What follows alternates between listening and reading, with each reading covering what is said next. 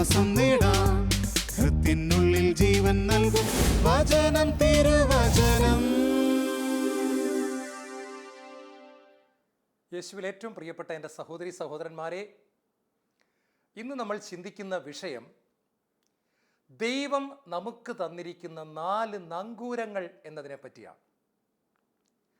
അപ്പോസ്തല പ്രവർത്തനങ്ങൾ 27-ാം അധ്യായം നമ്മൾ വായിക്കുമ്പോൾ പൗലോസും സഹയാത്രികരും സഞ്ചരിച്ചിരുന്ന കപ്പൽ വലിയ ഒരു കൊടുങ്കാറ്റിൽ പെടുകയാണ്. കപ്പൽ തകരുമെന്നുള്ള അവസ്ഥ വന്നപ്പോൾ ഈ കപ്പലിനെ എങ്ങനെയെങ്കിലും ഒന്ന് പിടിച്ചു നിർത്താൻ വേണ്ടി കപ്പലിൻ്റെ ക്യാപ്റ്റനും അതിലുള്ള ജോലിക്കാരും നങ്കൂരങ്ങൾ ഇറക്കി. പക്ഷേ കൊടുങ്കാറ്റിൻ്റെ ശക്തിയാൽ ഈ നങ്കൂരങ്ങളുടെ ചങ്ങലകളെല്ലാം പൊട്ടിത്തകർന്നിട്ട് കപ്പൽ തെക്കോട്ടും വടക്കോട്ടും എന്ന് പറയാൻ പറ്റാത്തവണ്ണം കടലിലൂടെ ഒഴുകി നടക്കുക. എല്ലാവരും മരിച്ചു പോകുമെന്നുള്ള ഒരു ഭയത്താൽ നിറഞ്ഞു. കപ്പലിൽ കൂട്ട നിലവിളി ഉയരുന്നു. രക്ഷയില്ല, എല്ലാവരും മരിക്കും, കാരണം അത്ര ശക്തമായ കൊടുങ്കാറ്റാണ്. പക്ഷേ പ്രിയപ്പെട്ടവരെ, ഈ കപ്പലിനെ മറ്റ് കപ്പലുകളിൽ നിന്നും വ്യത്യസ്തമാക്കുന്നത് എന്താണെന്ന് ചോദിച്ചാൽ ഈ കപ്പലിൻ്റെ അകത്ത് പൗലോസ്ലിഹ ഉണ്ടെന്നുള്ളതാണ് വ്യത്യാസം. ദൈവത്തിൻ്റെ ആത്മാവ് കൊണ്ട് നിറഞ്ഞ, അഗ്നി കൊണ്ട് ജ്വലിക്കുന്ന, ദൈവത്തിൻ്റെ വചനം ഹൃദയത്തിലുള്ള, ദൈവത്തിൻ്റെ പരിശുദ്ധിയുള്ള, സ്വർഗവുമായിട്ട് ബന്ധമുള്ള ഒരു മനുഷ്യൻ ഈ കപ്പലിൻ്റെ അകത്തുണ്ടായിരുന്നു. കപ്പലിലെ ജോലിക്കാർ അവരുടെ കയ്യിലുള്ള നങ്കൂരങ്ങളെല്ലാം ഇട്ടിട്ടും അതിനെ മുഴുവൻ പൊട്ടിച്ചെതറിച്ചുകൊണ്ട് കൊടുങ്കാറ്റ് കപ്പലിനെ കൊണ്ട് പോകുന്ന സമയത്ത് പൗലോസ് എന്ന് പറയുന്ന ദൈവ മനുഷ്യൻ 4 ആത്മീയ നങ്കൂരങ്ങൾ ഇടുകയാണ്. ഈ നങ്കൂരം ഈ കപ്പലിനെ രക്ഷിക്കുകയും ചെയ്യും. വളരെ മനോഹരമായൊരു അധ്യായമാണ് സത്യത്തിൽ അപ്പോസ്തല പ്രവർത്തനം 27-ാം അധ്യായം. മനുഷ്യൻ്റെ നങ്കൂരങ്ങൾ തവിടുപൊടിയാകുമ്പോൾ ദൈവം നമുക്ക് തരുന്ന 4 നങ്കൂരങ്ങൾ ഇതിൻ്റെ മധ്യത്തിൽ അത്ഭുതകരമായി നമ്മളെ രക്ഷിക്കുകയും വിടുവിക്കുകയും ചെയ്യുന്നതാണ് ദൈവവചനം നമുക്ക് കാണിച്ചു തരുന്നത്. പൗലോസ് ഇട്ട 1-ാമത്തെ നങ്കൂരം ദൈവ സാന്നിധ്യം എന്ന നങ്കൂരം. മത്തായി സുവിശേഷം 28-ാം അധ്യായം 20-ാമത്തെ തിരുവചനം, യുഗാന്ത്യം വരെ ഞാൻ നിങ്ങളോട് കൂടിയുണ്ടായിരിക്കും. ജോഷുവയുടെ പുസ്തകം 1-ാം അധ്യായം 5, 6, 7, 8 തിരുവചനങ്ങൾ വായിക്കുക. ന്യായപ്രമാണ ഗ്രന്ഥം എപ്പോഴും നിന്റെ അധരത്തിലുണ്ടായിരിക്കണം. രാവും പകലും നീ അതിനെപ്പറ്റി ധ്യാനിക്കണം. നിന്റെ എല്ലാ ഉദ്യമങ്ങളിൽ നീ വിജയം വരിക്കും. നിന്റെ ദൈവമായ കർത്താവ് നീ പോകുന്നിടത്തെല്ലാം നിന്നോടുകൂടെ ഉണ്ടായിരിക്കും. പുറപ്പാട് പുസ്തകം 33-ാം അധ്യായത്തിലും ദൈവം പറയുന്നു, ഞാൻ തന്നെ നിന്നോട് കൂടെ വരികയും നിന്നെ ആശ്വസിപ്പിക്കുകയും ചെയ്യും. ഹെബ്രായ ലേഖനം 13-ാം അധ്യായം 5-ാം തിരുവചനം, ഞാൻ നിന്നെ ഒരിക്കലും ഉപേക്ഷിക്കുകയില്ല, തള്ളിക്കളയുകയില്ല. 23-ാം സങ്കീർത്തനത്തിൽ നമ്മൾ വീണ്ടും കാണുന്നു, മരണത്തിൻ്റെ നിഴൽ വീണ താഴ്വരയിലൂടെയാണ് ഞാൻ നടക്കുന്നെങ്കിലും കർത്താവ് കൂടെയുള്ളതിനാൽ ഞാൻ ഭയപ്പെടുകയില്ല. യേശയ്യായുടെ പുസ്തകത്തിൽ ആവർത്തിച്ചു പറയുന്നു, ഭയപ്പെടേണ്ട, ഞാൻ നിന്റെ കൂടെയുണ്ട്. പ്രിയപ്പെട്ടവരെ, ദൈവീക സാന്നിധ്യം. എന്നോട് ഒരുപാട് പേര് ചോദിച്ചിട്ടുണ്ട്, ഡോക്ടർ ജോണിനോട് ദൈവം പറയുക, മരിച്ചവരെ ഉയർപ്പിക്കാനുള്ള വരം വേണോ, എപ്പോഴും ദൈവ സാന്നിധ്യത്തിൽ ജീവിക്കാനുള്ള കൃപ വേണോ, ഏതാണ് വേണ്ടത്? നിങ്ങൾക്കറിയാം, ഞാൻ സുവിശേഷം പറയുന്ന വ്യക്തിയാണ്. മരിച്ചവരെ ഉയർപ്പിക്കാനുള്ള വരം കിട്ടിയാൽ വളരെ നന്നായിരിക്കും. പക്ഷേ നിങ്ങൾക്ക് തെറ്റിപ്പോയി. ഞാൻ ദൈവത്തോട് കൊടുക്കുന്ന ഉത്തരം, ദൈവ സാന്നിധ്യത്തിൽ 24 മണിക്കൂറും ജീവിക്കാനുള്ള കൃപ തരണമേ. 2-1 തിരഞ്ഞെടുക്കാൻ പറ്റത്തുള്ളെങ്കിൽ ഇതേ പറയത്തുള്ളൂ. 2 കൂടെ കിട്ടിയാൽ നല്ലതാണ്. പക്ഷേ 1 പറ്റത്തുള്ളൂ എന്ന് പറഞ്ഞാൽ ദൈവത്തിൻ്റെ സാന്നിധ്യം മാത്രമേ ഞാൻ ചോദിക്കത്തുള്ളൂ. പ്രിയപ്പെട്ട സഹോദരങ്ങളെ, 1-ാമത് പൗലോസ്ലിഹ ഇട്ട നങ്കൂരം എന്ന് പറയുന്നത് ദൈവത്തിൻ്റെ സാന്നിധ്യത്തിൻ്റെ നങ്കൂരമാണ്. ഇന്ന് നമ്മുടെ ഏറ്റവും വലിയ ഭാഗ്യം എന്താണെന്നറിയാമോ? പഴയ നിയമത്തിൽ പ്രധാന പുരോഹിതന് വർഷത്തിൽ ഒരിക്കൽ മാത്രം ദൈവത്തിൻ്റെ സാന്നിധ്യം അനുഭവിക്കാൻ സാധിക്കുമായിരുന്നു. അദ്ദേഹം കാളയുടെ രക്തവുമായിട്ട്, ആടിൻ്റെ രക്തവുമായിട്ട് ഈ കർട്ടൻ്റെ അകത്തേക്ക് കടന്നു ചെന്ന് അതിപരിശുദ്ധ സ്ഥലത്തിൽ നിന്ന് ഈ രക്തം തളിക്കുമ്പോൾ ദൈവത്തിൻ്റെ സാന്നിധ്യം അദ്ദേഹത്തിന് വർഷത്തിൽ ഒരിക്കൽ മാത്രം കുറച്ച് നേരത്തേക്ക് അനുഭവിക്കാൻ പറ്റുമായിരുന്നു. വേറെ ആർക്കും അത് പറ്റത്തില്ല. എന്നാൽ യേശു ക്രിസ്തുവിൻ്റെ കുരിശുമരണ സമയത്ത് തിരശ്ശീല 2ആയിട്ട് കീറി ഇന്ന് മുഴുവൻ വ്യക്തികൾക്കും യേശുവിലൂടെ ദൈവ സാന്നിധ്യത്തിൽ ജീവിക്കാൻ പറ്റും. യഥാർത്ഥത്തിൽ 24 മണിക്കൂറും walking in the presence of God, living in the presence of God. ദൈവത്തിൻ്റെ സാന്നിധ്യത്തിൽ ഓരോ ചുവടും വയ്ക്കാൻ, ആ സാന്നിധ്യം നമ്മെ പൊതിയുന്ന അനുഭവത്തിൽ ജീവിക്കാൻ നമുക്ക് സാധിക്കും എന്ന് കർത്താവിൻ്റെ വചനം നമ്മളെ പഠിപ്പിക്കുകയാണ്. യഥാർത്ഥത്തിൽ ഒരു വിശ്വാസിയുടെ ഏറ്റവും വലിയ ഭാഗ്യം ദൈവത്തിൻ്റെ സാന്നിധ്യത്തിലായിരിക്കുക എന്നുള്ളതാണ്. പ്രിയപ്പെട്ട സഹോദരങ്ങളെ, ആദ്യത്തെ പുസ്തകമായ ഉൽപ്പത്തി പുസ്തകം വായിക്കുമ്പോൾ നമുക്ക് കാണാം, ബൈബിളിൽ ആദവും ഹവ്വയും നഗ്നരായിരുന്നു, എങ്കിലും അവർക്ക് ലജ്ജ തോന്നിയില്ല. എന്താ കാരണമെന്നറിയാമോ? ദൈവ സാന്നിധ്യം അവരെ പൊതിഞ്ഞിരുന്നു. എന്നാൽ അവർ പാപം ചെയ്തു കഴിഞ്ഞപ്പോൾ അയ്യോ ഞങ്ങൾ നഗ്നരാണേ എന്നവർ വിളിച്ചു പറഞ്ഞു. കാര്യം, പാപം ചെയ്തു കഴിഞ്ഞപ്പോൾ ദൈവത്തിൻ്റെ സാന്നിധ്യം അവർക്ക് നഷ്ടപ്പെട്ടു. നമ്മുടെ ഒന്നാമത്തെ നങ്കൂരം എന്ന് പറയുന്നത് ദൈവത്തിൻ്റെ സാന്നിധ്യത്തിലുള്ള നമ്മുടെ ജീവിതമാണ്. ഈ നങ്കൂരം നമുക്കുണ്ടെങ്കിൽ നമ്മൾ ഒന്നാമത്തെ പടിയിലേക്ക് കയറിക്കഴിഞ്ഞു. ഏത് തകർച്ചയുടെ മധ്യത്തിലും ഈ നങ്കൂരത്താൽ നമ്മുടെ കപ്പലിനെ നമുക്ക് ഉറപ്പിക്കുവാനായിട്ട് സാധിക്കും. രണ്ടാമത് പൗലോസിട്ട നങ്കൂരം ദൈവ വാഗ്ദാനങ്ങളുടെ നങ്കൂരമാണ്. ദൈവ വാഗ്ദാനങ്ങളുടെ നങ്കൂരം എന്ന് പറയുമ്പോൾ, ഞാനൊരിക്കൽ ഒരു വലിയ പണ്ഡിതൻ സഭയിൽ പ്രസംഗിക്കുന്നത് കേട്ടു. അദ്ദേഹം ബൈബിൾ പഠിച്ച വ്യക്തിയാണ്. അദ്ദേഹം പറയാണ്, 7000-ലധികം വാഗ്ദാനങ്ങൾ ദൈവം ബൈബിളിൽ നമുക്ക് തന്നിരിക്കുന്നു എന്ന് പറയും. 7000-ലധികം വാഗ്ദാനങ്ങൾ തന്നിരിക്കുകയാണ്. നിങ്ങളൊന്ന് ആലോചിച്ച് നോക്കിയേ, ഞാൻ ഇന്നുവരെ കൃത്യമായിട്ട് അത് എണ്ണിയിട്ടില്ല. അദ്ദേഹം പറയുകയാണ്, ഇത് മുഴുവൻ ദൈവമക്കളായ നമുക്ക് ദൈവം തന്നിരിക്കുന്ന വാഗ്ദാനങ്ങളാണ്. ജോൺ ബനിയൻ്റെ പരദേശി മോക്ഷയാത്ര എന്ന പുസ്തകം നിങ്ങൾ വായിച്ചിട്ടുണ്ടോ? ശാലോമിൻ്റെ സോഫിയ ബുക്സ് അത് പബ്ലിഷ് ചെയ്തിട്ടുണ്ട് മലയാളത്തിൽ. വളരെ മനോഹരമായ ഒരു പുസ്തകമാണ്. ക്രിസ്താനുകരണം പോലത്തെ ഒരു പുസ്തകമാണ്. അതിൽ ഒരു ദൈവ പൈതൽ സ്വർഗത്തിലേക്കുള്ള യാത്രയാണ് അതിൽ കാണിച്ചിരിക്കുന്നത്. അദ്ദേഹം നടന്ന് മുന്നോട്ട് പോകുമ്പോൾ ഡിഫിക്കൽട്ട് ഗ്രൗണ്ട് എന്ന് പറയുന്നൊരു സ്ഥലത്തെത്തുന്നു. അതായത് വളരെ ബുദ്ധിമുട്ടുള്ള ഒരു പ്രതലം, വഴുവഴുപ്പുള്ള ഒരു സ്ഥലം, മുന്നോട്ട് പോകാൻ അല്പം പോലും സാധിക്കാത്ത ഒരു സ്ഥലം. കാല് വഴുതുകയാണ്. മുകളിലേക്ക് നോക്കുമ്പോൾ ആകാശത്ത് നക്ഷത്രങ്ങൾ മാത്രം. ഒരു ഓക്കുമരത്തിൻ്റെ ചുവട്ടിൽ ഇവൻ ഭയന്നിരിക്കുന്ന സമയത്ത് പ്രഭാതമാകുമ്പോൾ നിരാശാ മല്ലൻ എന്ന് പേരുള്ള ഒരു വലിയ മല്ലൻ, എല്ലാം ഇതിൽ കഥാപാത്രങ്ങളാണ് ഈ പുസ്തകത്തിൽ. നിരാശാ മല്ലൻ കടന്നു വന്ന് ദൈവ പൈതലിനെ പിടിച്ചുകൊണ്ടുപോയി ഡൗട്ടിങ് കാസിലിൻ്റെ അകത്ത്, സംശയ കൊട്ടാരത്തിൻ്റെ അകത്തിട്ട് പൂട്ടിക്കളഞ്ഞു.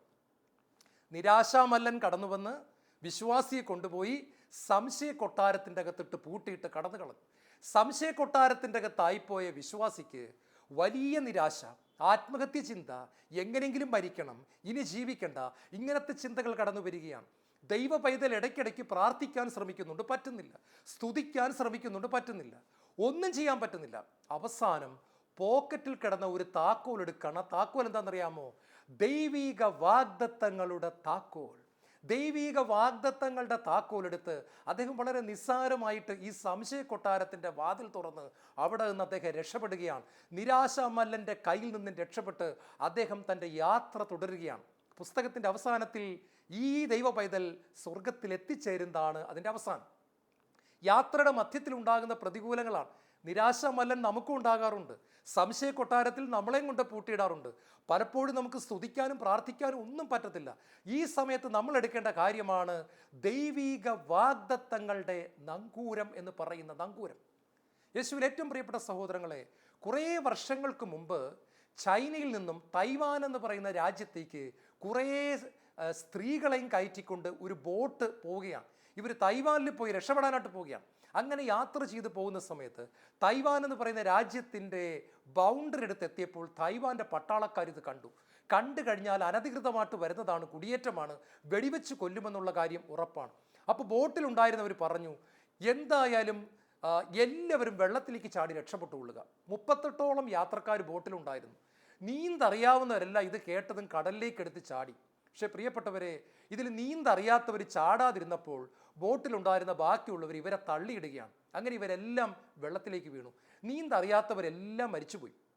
ഒടുവിൽ തായ്വാൻ്റെ പട്ടാളക്കാർ ഈ രംഗം കണ്ടിട്ട് കടലിലേക്ക് അവർ രക്ഷാപ്രവർത്തനത്തിന് വരുന്ന സമയത്ത് ഒരേ ഒരു സ്ത്രീ മാത്രം മരിക്കാതെ തണുത്തുറഞ്ഞ വെള്ളത്തിൽ കിടക്കുകയാണ്. അവർക്ക് ജീവനുണ്ടായിരുന്നു. അവരുടെ അടുത്തേക്ക് പട്ടാളക്കാർ ചെന്നപ്പോൾ അവരുടെ വായിൽ നിന്നും ഇങ്ങനെ ഒരു ശബ്ദം കേൾക്കുകയാണ്, ദൈവം എൻ്റെ കൈക്ക് പിടിച്ചിട്ടുണ്ട്, ദൈവം എൻ്റെ കൈക്ക് പിടിച്ചിട്ടുണ്ട്, ദൈവം എൻ്റെ കൈക്ക് പിടിച്ചിട്ടുണ്ട്. യെശയ്യാ പ്രവാചകന്റെ പുസ്തകം 41 അധ്യായത്തിലെ വചനമാണിത്. നിന്റെ ദൈവവും കർത്താവുമായ ഞാൻ നിന്റെ വലത് കൈക്ക് പിടിച്ചിരിക്കുന്നു, തീർച്ചയായും ഞാൻ നിന്നെ സഹായിക്കും, നീ ഭയപ്പെടേണ്ട എന്നുള്ള ആ വചനം ഈ നങ്കൂരത്തിൽ പിടിച്ചവർ കിടക്കുകയാണ്. പ്രിയപ്പെട്ടവരെ, കടലിലെ വെള്ളത്തിലാണ്, രാത്രിയാണ്, തണുപ്പുണ്ട്, പട്ടാളക്കാരപ്പുറത്ത് പട്ടാളക്കാർ തോക്കുമാട്ട് നിൽക്കുന്നു. ഈ സമയത്ത് ഈ സ്ത്രീയുടെ കയ്യിൽ ഒരു ഒറ്റ നങ്കൂരം മാത്രമേ ഉള്ളൂ. ആ നങ്കൂരം എന്ന് പറയുന്നത് ദൈവ വാഗ്ദാനത്തിൻ്റെ നങ്കൂരമാണ്. ആ ഒരു ഒറ്റ വചനത്തിൽ പിടിച്ചുകൊണ്ട് ഈ സ്ത്രീ കടലിൽ കിടക്കുകയാണ്. അവരുടെ ജീവൻ പോകാതെ അവർ രക്ഷപ്പെട്ടു. ആ ഒരൊറ്റ വ്യക്തി മാത്രം ജീവനിലേക്ക് തിരിച്ചു വന്നൊരു സംഭവം ഒരു പുസ്തകത്തിൽ വായിച്ചതിൻ്റെ മനസ്സിലേക്ക് ഇപ്പോൾ ഓർമ്മ വരികയാണ്. നമ്മൾ ഓർക്കണം, നമ്മുടെ ഏത് പ്രതിസന്ധിയിലും നമ്മളെ സഹായിക്കാൻ ദൈവം നമുക്ക് തന്നിരിക്കുന്ന ഒരു നങ്കൂരമാണ് ദൈവ വാഗ്ദാനങ്ങളുടെ നങ്കൂരം. യെശയ്യാ പ്രവാചകന്റെ പുസ്തകം 55 അധ്യായത്തിൻ്റെ 10 മുതലുള്ള വാക്യങ്ങൾ വായിക്കുമ്പോൾ ഇങ്ങ് താഴേക്ക് വായിക്കുക. ദൈവം അവിടെ വ്യക്തമായിട്ട് പറഞ്ഞിട്ടുണ്ട്, മഴയും മഞ്ഞും ആകാശത്തുനിന്ന് വരുന്നു, അത് ചെടികളെ മുളപ്പിക്കുന്നു, സസ്യങ്ങൾക്ക് ജന്മം നൽകുന്നു. ഇതുപോലെ എൻ്റെ അധരങ്ങളിൽ നിന്ന് പുറപ്പെടുന്ന വാക്കുകളും ഫലം തരാതെ വരികയില്ല. ഞാൻ ഉദ്ദേശിച്ച കാര്യം അത് നിറവേറ്റും, അത് വിജയകരമായി നിറവേറ്റും. ദൈവം പറയാണ്, തൻ്റെ വചനം, താൻ തന്നിരിക്കുന്ന വാഗ്ദാനങ്ങൾ, താൻ എന്താണോ ഉദ്ദേശിച്ചിരിക്കുന്നത് അത് വിജയകരമായി അവിടെ നിന്ന് നിറവേറ്റുമെന്ന് തന്നെയാണ് കർത്താവിൻ്റെ വചനം നമുക്ക് തരുന്ന ഉറപ്പ്. പ്രിയപ്പെട്ട സഹോദരങ്ങളെ, പൗലോസിനൊരു ഉറപ്പുണ്ടായിരുന്നു. എന്താണെന്നറിയാമോ? ഒരു വാഗ്ദാനം ദൈവം പൗലോസിന് കൊടുത്തു. You will stand before Caesar. നീ സീസറിൻ്റെ മുൻപിൽ നിൽക്കുക തന്നെ ചെയ്യും. അപ്പം കർത്താവ് ഈ വചനം പറഞ്ഞിരിക്കുന്നതിനാൽ പൗലോസിനറിയാം, പൗലോസ് മരിക്കത്തില്ല. കൊടുങ്കാറ്റെന്നല്ല, ഇടിവെട്ടെന്നല്ല, ഭൂമി കുലുക്കം ഉണ്ടായാലും പൗലോസ് മരിക്കത്തില്ല. കാരണം ഒരു വാഗ്ദാനം പൗലോസിന് കിട്ടി. എന്താണെന്നറിയാമോ? നീ സീസറിൻ്റെ മുൻപിൽ നിൽക്കുക തന്നെ ചെയ്യും. ബൈബിളിൽ എന്നെ അത്ഭുതപ്പെടുത്തിയ ഒരു സംഭവമാണ്. 16 പട്ടാളക്കാർ കാവൽ നിൽക്കുമ്പോൾ നാളെ തലവെട്ടുമെന്ന് ഉറപ്പുള്ള പത്രോസ്ലീഹ നല്ല സുഖമായിട്ട് കൂർക്കം വലിച്ചു കിടന്നുറങ്ങുകയാണ്. ഇതിന് ഒരുപാട് കാരണങ്ങളുണ്ടെങ്കിലും ഏറ്റവും പ്രധാനപ്പെട്ട കാരണം, പത്രോസ്ലീഹയ്ക്ക് ഒരു കൂസലുമില്ലായിരുന്നതിൻ്റെ കാരണം, കുറച്ച് നാളുകൾക്ക് മുമ്പ് യേശു ഒരു നങ്കൂരം കൊടുത്തു, ഒരു വാഗ്ദാനം കൊടുത്തു. എന്താണെന്നറിയാമോ? പ്രായമാകുമ്പോൾ മറ്റൊരുവൻ നിനക്കിഷ്ടമില്ലാത്ത ഭാഗത്തേക്ക് നിന്റെ കൈകൾ വലിച്ചു നീട്ടും, പ്രായമാകുമ്പോൾ മറ്റൊരുവൻ നിന്റെ കരങ്ങളെ വലിച്ചു നീട്ടും. പ്രിയപ്പെട്ടവരെ, പ്രായമായി കഴിഞ്ഞ് പത്രോസ്ലീഹ കുരിശിൽ കൈകൾ നീട്ടേണ്ടി വരുമെന്ന് യോഹന്നാന്റെ സുവിശേഷത്തിൻ്റെ അവസാനത്തെ അധ്യായത്തിൽ യേശുവിൻ്റെ ഉത്ഥാനത്തിന് ശേഷം യേശു ഒരു പ്രവചന സന്ദേശം പത്രോസ്ലീഹയ്ക്ക് കൊടുക്കുന്നുണ്ട്. അപ്പോൾ പത്രോസ് ഇപ്പം അത്ര പ്രായമൊന്നുമായിട്ടില്ല, ചെറുപ്പത്തിലാണ്. അപ്പോൾ 16 പട്ടാളക്കാർ കാവൽ നിൽക്കുന്നു. നാളെ ഹെറോദേസ് തല വെട്ടുമെന്നാണ് പറഞ്ഞിരിക്കുന്നത്. അതിൻ്റെ എല്ലാ പേപ്പർ വർക്കും ഒക്കെ കഴിഞ്ഞു, എല്ലാം കയ്യിൽ കിട്ടി, നാളെ മരിക്കുമെന്നാണ് എല്ലാവരും വിചാരിച്ചിരിക്കുന്നത്. പക്ഷേ പത്രോസിനറിയാം താൻ മരിക്കത്തില്ല. കാരണം ദൈവ വാഗ്ദാനത്തിൻ്റെ ഒരു നങ്കൂരത്തിൽ പിടിച്ചുകൊണ്ട് ഈ മനുഷ്യൻ ഒരു ഒറ്റ നങ്കൂരത്തിൽ പിടിച്ച് ജയിലിനകത്ത് കിടക്കുക. പ്രിയപ്പെട്ട സഹോദരങ്ങളെ, ഈ വാഗ്ദാനം അറിയാവുന്ന ആദിമസഭ രാവും പകലും മർക്കോസ് എന്ന അപരനാമമുള്ള യോഹന്നാന്റെ ഭവനത്തിൽ സമ്മേളിച്ച് നൈറ്റ് വിജിൽ നടത്തുന്നു, പകൽ പ്രാർത്ഥന നടത്തുന്നു, വിട്ടുകൊടുക്കാതെ പ്രാർത്ഥിക്കുന്നു. ആ നങ്കൂരത്തിൽ അവർ മുറുകെ പിടിക്കുന്നു. സഭയുടെ ചരിത്രത്തിലെ മൈറ്റി മറക്കൾ നമ്മൾ കാണുകയാണ്. ദൈവം മാലാഖയെ ഭൂമിയിലേക്ക് അയക്കുന്നു. ജയിലിൻ്റെ ഇരുമ്പോടാമ്പലുകളെ തകർത്തുകൊണ്ട് സ്വർഗത്തിൻ്റെ ദൂതൻ കടന്നു വരുന്നു. ചങ്ങലകൾ പൊട്ടിത്തെറിക്കുന്നു, പട്ടാളക്കാർ ബോധം കെറ്റു വീഴുന്നു. ആദ്യത്തെ മാർപ്പാപ്പയെ കരങ്ങളിലെടുത്തുകൊണ്ട് ദൈവത്തിൻ്റെ ദൂതൻ പുറത്തേക്ക് കൊണ്ടുവരികയാണ്. പ്രിയപ്പെട്ടവരെ, വലിയ കൊടുങ്കാറ്റിൻ്റെ മധ്യത്തിൽ ഈ ഒരു നങ്കൂരം, ദൈവ വാഗ്ദാനത്തിൻ്റെ നങ്കൂരം, 2-3 വാഗ്ദാനങ്ങൾ മാത്രം ഞാൻ പറയാം. ഞാൻ നിന്നെ ഒരിക്കലും ഉപേക്ഷിക്കത്തില്ല, തള്ളിക്കളയത്തില്ല. നീ വിശ്വസിച്ചാൽ ദൈവത്തിൻ്റെ മഹത്വം ദർശിക്കുക തന്നെ ചെയ്യും. എനിക്ക് നിന്നെക്കുറിച്ചൊരു പദ്ധതിയുണ്ട്, നിന്റെ നാശത്തിനല്ല ക്ഷേമത്തിനുള്ള പദ്ധതിയാണ്. നിന്നെയും നിന്റെ മക്കളെയും ഞാൻ അനുഗ്രഹിക്കും. നിങ്ങളുടെ മേൽ എൻ്റെ ആത്മാവിനെയും നിന്റെ മക്കളുടെ മേൽ എൻ്റെ അനുഗ്രഹത്തെയും ഞാൻ ചുരിയും. അവസാന നാളുകളിൽ എല്ലാ മനുഷ്യരുടെ മേലും ഞാൻ എൻ്റെ ആത്മാവിനെ വർഷിക്കും. എൻ്റെ പിതാവിൻ്റെ ഭവനത്തിൽ അനേക വാസസ്ഥലമുണ്ട്. ഞാൻ പോയി സ്ഥലമൊരുക്കി കഴിഞ്ഞു, വീണ്ടും വന്ന് കൊണ്ടുപോകും. ഏതാനും ഉദാഹരണങ്ങൾ മാത്രമാണ്. വിശ്വസിച്ചാൽ നീ ദൈവത്തിൻ്റെ മഹത്വം ദർശിക്കും. വിശ്വസിച്ചാൽ മലമാറി കടലിൽ ചെന്ന് വീഴും.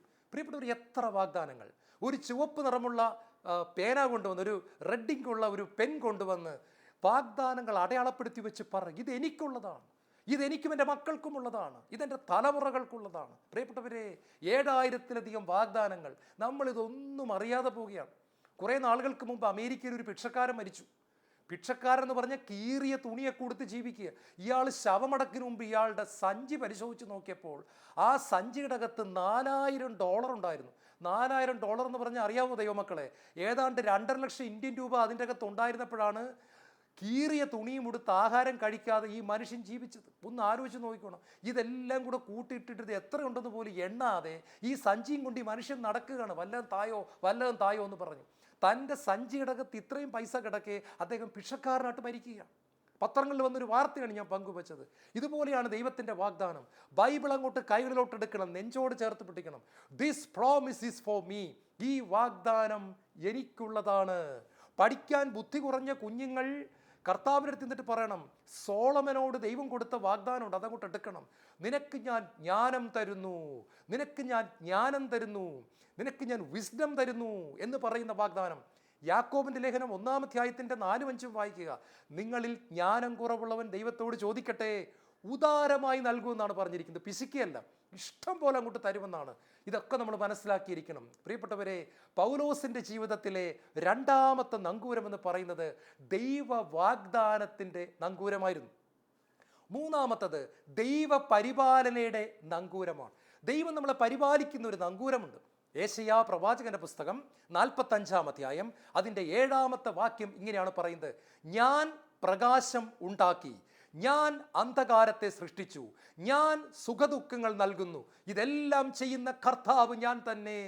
ദൈവത്തിൻ്റെ മാറ്റമില്ലാത്ത വചനം പറയാണ് പ്രിയപ്പെട്ടവരെ. ഞാൻ പ്രകാശമുണ്ടാക്കി, ഞാൻ അന്ധകാരത്തെ സൃഷ്ടിച്ചു, ഞാൻ സുഖദുഃഖങ്ങൾ നൽകുന്നു, ഇതെല്ലാം നൽകുന്ന ദൈവം ഞാൻ തന്നെ. വലുതും പിടികിട്ടിയോ? എന്താ അർത്ഥമെന്നറിയാമോ? സഹനങ്ങളും സന്തോഷങ്ങളും ദുഃഖവും ആനന്ദങ്ങളും നമ്മുടെ ജീവിതത്തിൽ അനുവദിക്കുന്ന ദൈവം അത് ഉപരി നന്മയ്ക്കാട്ട് മാറ്റാൻ പദ്ധതി ഇട്ടുകൊണ്ടാണ് ചെയ്യുന്നത്.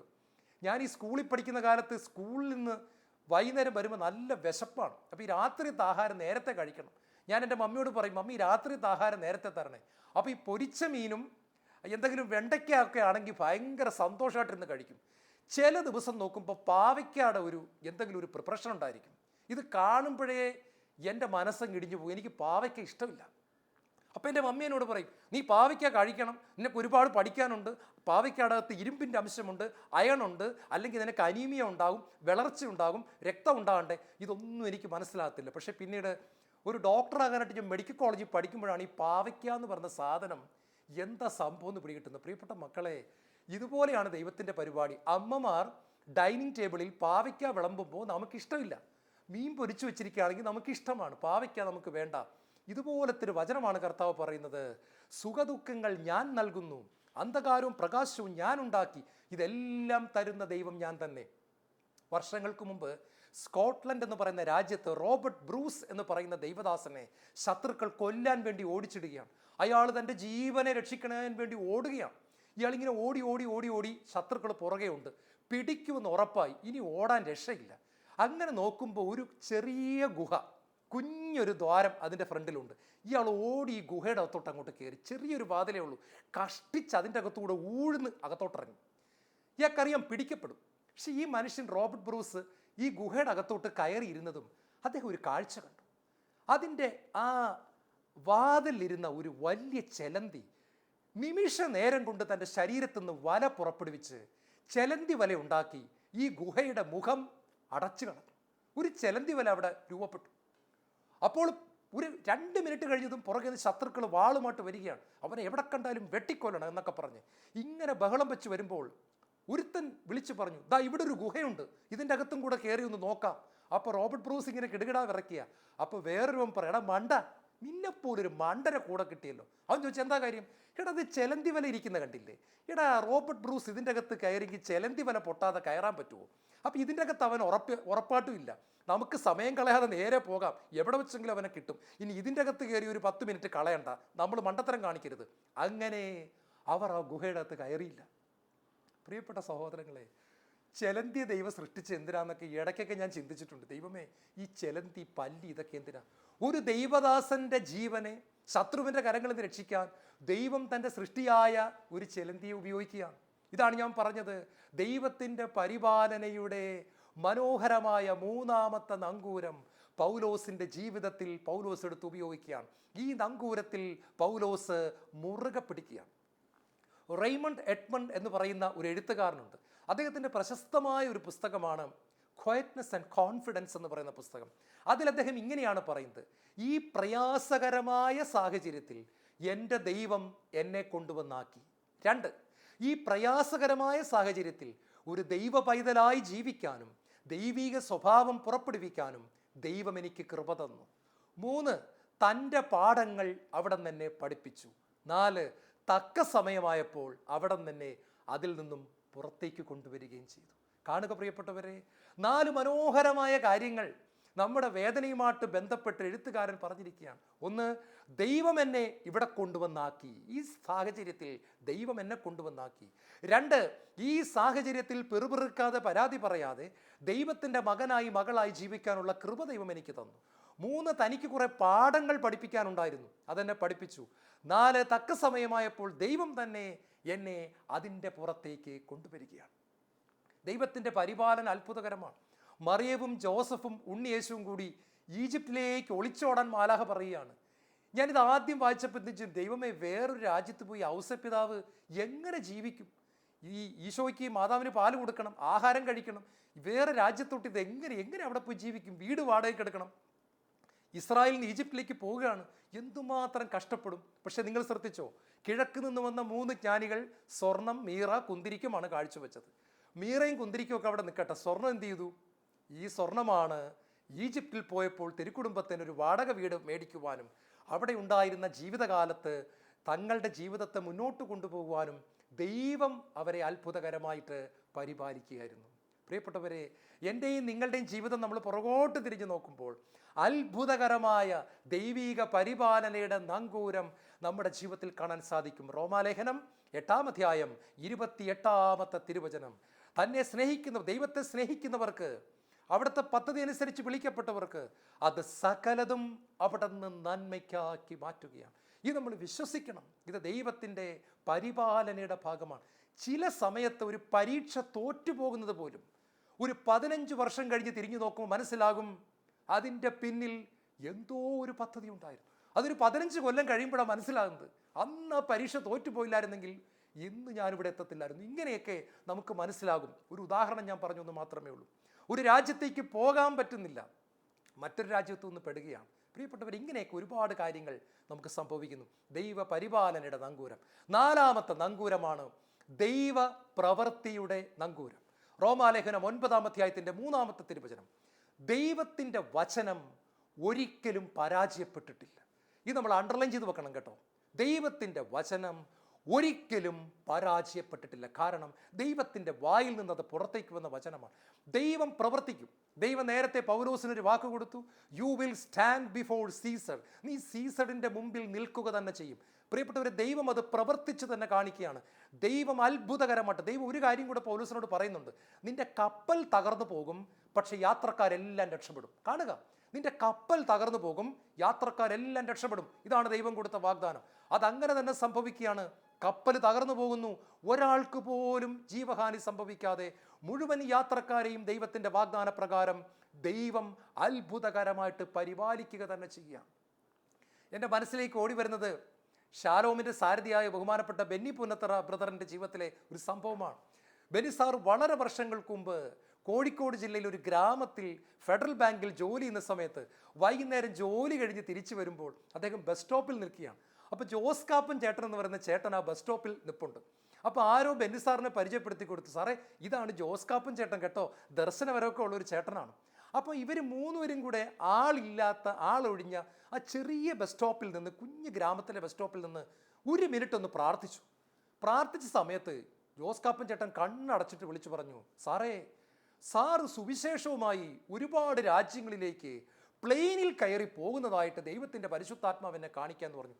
ബെന്നി സാർ ഉള്ളിൽ ചിരിച്ചുപോയി. കാരണം 2 പേരോട് നേരെ ചൊവ്വേ 2 കാര്യം പറയാൻ പോലും അറിയത്തില്ല. അന്ന് ബാങ്കിൽ ജോലിക്കാരനാണ്. പ്രിയപ്പെട്ടവരെ, ദൈവം ഒരു വാഗ്ദാനം കൊടുക്കുക. ലോകത്തിൻ്റെ അനേക രാജ്യങ്ങളിൽ സുവിശേഷവുമായിട്ട് സഹോദരൻ പോകുമെന്ന് പറഞ്ഞിട്ട് ജോസ് കാപ്പൻ ചേട്ടൻ്റെ പാട്ടിന് പോയി. ബെന്നി സാർ ഇത് മറന്നുപോയി. ഒരുപാട് വർഷങ്ങൾ കഴിഞ്ഞു. ഒരുപാടെന്ന് പറഞ്ഞാൽ 10-20 വർഷങ്ങൾ കഴിഞ്ഞു. ഒരു ദിവസം സ്വിറ്റ്സർലൻഡിൽ നിന്നും റോമിലേക്ക് ശാലോമിൻ്റെ ധ്യാനം നടത്താൻ ഒരു പ്ലെയിനിൽ കയറിയിരുന്ന സമയത്ത് ആകാശത്തേക്ക് വിമാനം ഉയർന്നു പൊങ്ങി മേഘപാളികൾക്കിടയിലേക്ക് പോകുമ്പോൾ കണ്ണടച്ചിരിക്കുന്ന ബെന്നിസാറിൻ്റെ മുമ്പിലേക്ക് വർഷങ്ങൾക്ക് മുമ്പ് കോഴിക്കോട് ബസ് സ്റ്റാൻഡിൽ ഈ രംഗം പരിശുദ്ധാത്മാവ് കാണിച്ചുകൊണ്ട് പറയാണ്, അന്ന് എൻ്റെ മകൻ നിന്നോട് പറഞ്ഞപ്പോൾ നിനക്കുള്ളിലൊരു ചിരി വന്നല്ലേ, വിശ്വസിക്കാൻ പറ്റിയില്ലല്ലേ, ഇപ്പോൾ നീ എങ്ങോട്ടാ പോകുന്നെന്ന് ചോദിച്ചു. ബെന്നിസാർ എന്നോട് പറഞ്ഞതാണ്, ഡോക്ടറെ ഞാൻ ആ പ്ലെയിനിലിരുന്ന് റോമിൽ പ്ലെയിൻ ഇറങ്ങുന്നത് വരെ കരഞ്ഞുകൊണ്ടിരുന്നു. സാറിൻ്റെ അടുത്തൊരു വെള്ളക്കാരനായിരുന്നു, അയാൾക്കൊന്നും മനസ്സിലായില്ല. സാറ് കരഞ്ഞിരിക്കുകയാണ്. കാരണം ദൈവത്തിൻ്റെ വാഗ്ദാനങ്ങളിലെ വിശ്വസ്തത. അനേക വർഷങ്ങൾക്ക് ശേഷം അതങ്ങനെ തന്നെ സംഭവിക്കുകയാണ്. ദൈവ പ്രവൃത്തിയുടെ നങ്കൂരം. ഈ ദൈവത്തെ നമുക്ക് വിശ്വസിക്കാൻ പ്രിയപ്പെട്ടവരെ. ഈ ദൈവത്തെ നമുക്ക് കണ്ണുമടച്ച് വിശ്വസിക്കാം. അവനെ മുറുകെ പിടിക്കുക. ചാച്ചൻ്റെ കരങ്ങളിൽ മുറുകെ പിടിക്കുക. യേശുവിൻ്റെ കരങ്ങളിൽ മുറുകെ പിടിക്കുക. പരിശുദ്ധാത്മാവിനെ മുറുകെ പിടിക്കുക. ഞാൻ വിടത്തില്ലെന്ന് പറയുക. ഈ വാഗ്ദാനത്തെ ഞാൻ മുറുകെ പിടിക്കുന്നു. എൻ്റെ കർത്താവേ, ഈ 4 നങ്കൂരങ്ങളും എൻ്റെ ജീവിതത്തിൽ ഞാനിടും കർത്താവേ. ഒരു കൊടുങ്കാറ്റിനും എന്നെ ഇളക്കാൻ പറ്റില്ല. ഈ നങ്കൂരങ്ങൾ പൗലോസിനെ ഉറപ്പിച്ച് നിർത്തിയതുപോലെ എന്നെയും നിങ്ങളെയും ഉറപ്പിച്ച് നിർത്തുന്ന ദൈവത്തിൻ്റെ 4 നങ്കൂരങ്ങൾ. കണ്ണുകളടയ്ക്കാൻ പ്രാർത്ഥിക്കാം. നല്ല ദൈവമേ, ഈ നങ്കൂരങ്ങൾ ഞങ്ങൾക്ക് തന്നതിന് നന്ദി പറയുന്നു.